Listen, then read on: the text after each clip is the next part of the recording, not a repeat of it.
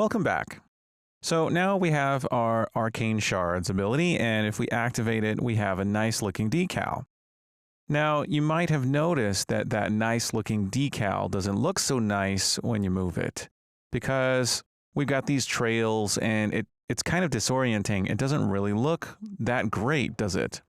Now, this has to do with the anti-aliasing method, and it's not really that agreeable with moving decals like this. And if you really need those moving decals to look better in motion, there are some things you can do to fix this. We can go into Edit, Project Settings, and search for anti-aliasing.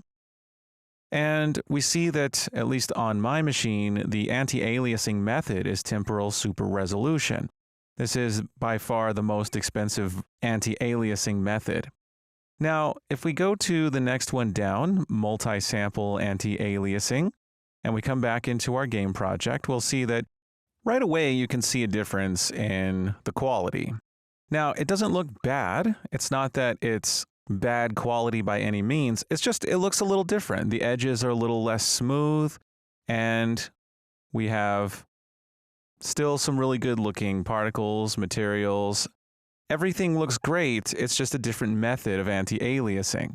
Now, with this method of anti-aliasing, if we show the decal, we can move it around and we don't get those weird artifacty trails that are really disorienting.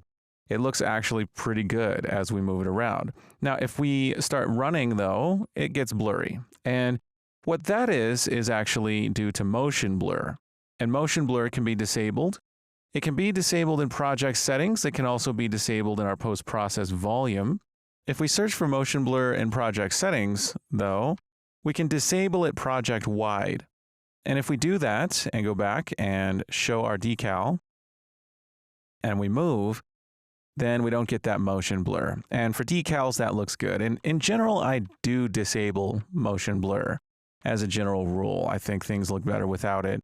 And so for this particular situation, for our spell, motion blur is going to be better off, and our anti-aliasing is going to be better set to something other than temporal super resolution. So with that, we have some better looking decals. And of course, there are other anti-aliasing methods as well. There's temporal anti-aliasing, and of course that looks a little bit different.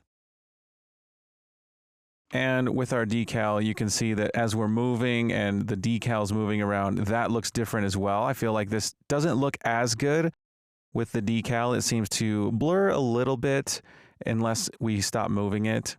And then, of course, after that, you can check out fast approximate anti-aliasing and see how that looks. You can turn on that decal. You can see how that appears, and it seems to look not too bad. It looks pretty decent. And really, the difference between all of these is pretty subtle. If you go back to temporal super resolution, this is going to give you the crispest lines and the best looking visual quality.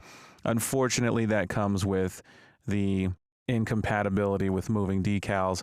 So a good compromise for me is multi-sample anti-aliasing. That's going to allow me to have still pretty good quality and still get to have moving decals. So ultimately, it's up to you. Okay, so now we have our decals looking great. We can continue.